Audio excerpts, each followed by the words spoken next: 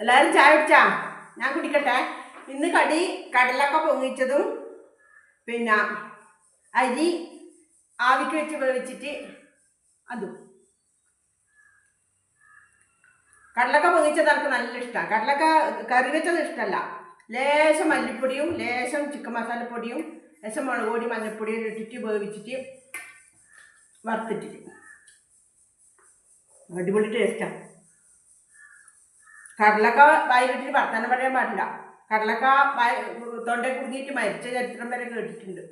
എന്താ കഥ അല്ലേ? ഒരു ജീവൻ എടുക്കാൻ ഈ കടലക്കനെ കൊണ്ട് കഴിയില്ലേ? ഭയങ്കര സാധനമാണ്. നല്ലതാ, നല്ല ടേസ്റ്റാ. പക്ഷേ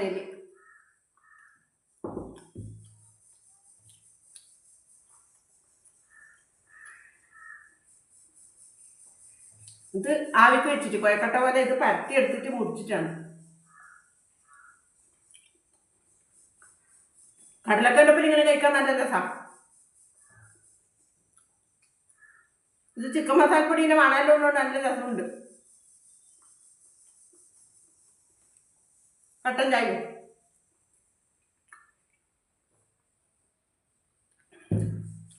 എന്താ അല്ലേ? നേരം ഇങ്ങനെ തിന്നുന്ന വീട്ടിലിരിക്കുന്നു.